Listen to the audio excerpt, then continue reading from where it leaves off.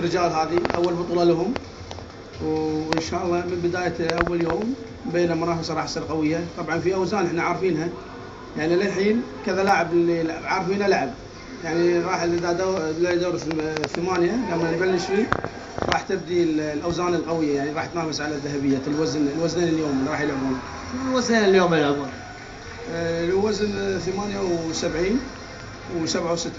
التايكوندو فيها لعبة فيها قوة، فيها مسموح بالضرب بالقدم في الوجه، وممكن ان شاء الله حتى تضرب نوك اوت، ده مفيش مشكلة، دي حسب نقاط، والحكم بيضيف نقطة في حالة الضربة في الوجه لو هو عدى عليه لغاية 8، في حالة لو عدى عليه 10 طبعا بتكون ضربة قاضية. اليوم الأول ابتدأ بوزني 67 كيلو و78، والتألق كان كالعادة من نصيب نادي النصر بطل كأس التفوق ل9 مرات في لعبة التايكوندو، حيث تمكن اللاعب صبري رويح من حصد ذهبية وزن 67، هو بطل العرب، والمنتخب عبد الرحمن الديحاني الذي تمكن من إحراز الذهبية الثانية لناديه في وزن 78. والله أنا أملي واحد هو الذهب بس. الذهبية حقق.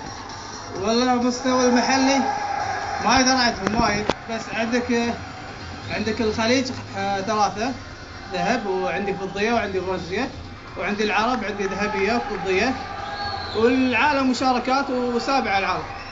والله الفوز هذا الحمد لله يعني سهل، بس كان شوي استعدادنا حق البطولة شوي كان يعني للحين مو لهناك، بس ان شاء الله كل المباراه الجايه ان شاء الله المستوى يصير احسن.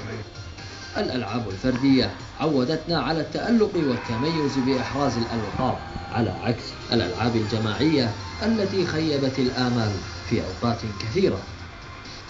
عنف وضرب توفر بكثرة في منافسات اليوم الأول لبطولة الأندية الرابعة للتايكوندو. نصيحة للاعبين: البس واقي لا تاخذ لك طقة. خالد الشمري من صالة اتحاد جودو وتايكوندو لبرنامج اكسترا تايم.